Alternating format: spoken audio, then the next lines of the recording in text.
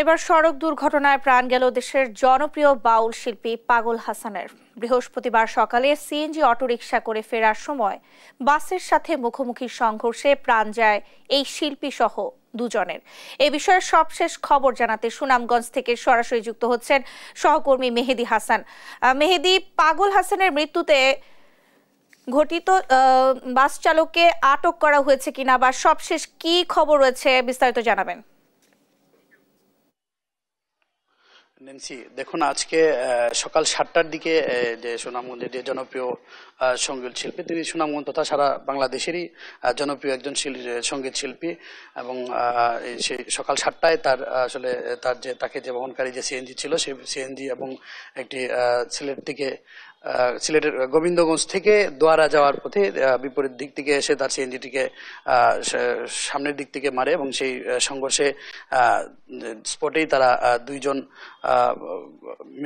মৃত্যুবরণ করেন এবং আমরা সাথে সাথে খবর পেয়েছি এবং ইতিমধ্যে এখন পর্যন্ত আসলে ড্রাইভারকে ধরা যায়নি বলে আমাদেরকে পুলিশ, সুনামগঞ্জ জেলা পুলিশ জানিয়েছে।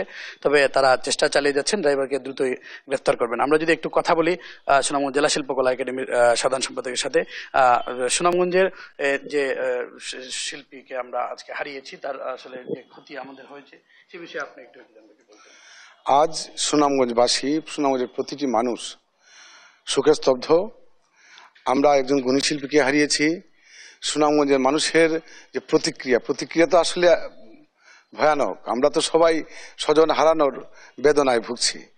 আমরা হাসন রাজা, রাধারমন, দূরবীন সার একজন সুযোগ্য উত্তরসূরি হিসেবে আমরা পাগল হাসানকে পেয়েছিলাম, যার সে শিক্ষা দীক্ষায়, তথাকথিত শিক্ষা দীক্ষায় সে হয়তো ততটা ছিল না, কিন্তু তার জ্ঞান এবং তার আল্লাহ প্রদত্ত জ্ঞান, সে একই জায়গায় বসে অসাধারণ গান লিখেছে, সুর করেছে এবং অনেক জনপ্রিয় গান বাংলাদেশে লিখেছে। সে সুনামগঞ্জের সুনামগঞ্জের সংস্কৃতি মানার প্রতিটি মানুষের সে গর্ব ছিল। আজকে আমরা তাকে হারিয়ে আমরা সুনামগঞ্জের সংস্কৃতি সেবীরা, পুরো সুনামগঞ্জ তথা বাংলাদেশের সংস্কৃতি সেবীরা আজকে আপনজন হারানোর, একজন গুণী মানুষ হারানোর বেদনায় আমরা বিমূর্ত আছি।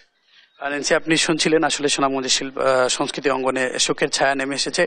তিনি একাধারে সঙ্গীত শিল্পী, সুরকার এবং অসংখ্য গানের গীতিকার ছিলেন। তিনি প্রায় 1000 গান লিখে গিয়েছেন এবং তিনি সুনামগঞ্জের মঞ্চ আসলে তাকে ছাড়া চিন্তা করা মুশকিল। তাই সুনামগঞ্জের মানুষ শোকে কাতর আজকে। তো এই ছিল আমার কাছে সুনামগঞ্জ থেকে সর্বশেষ তথ্য। নেন্সি।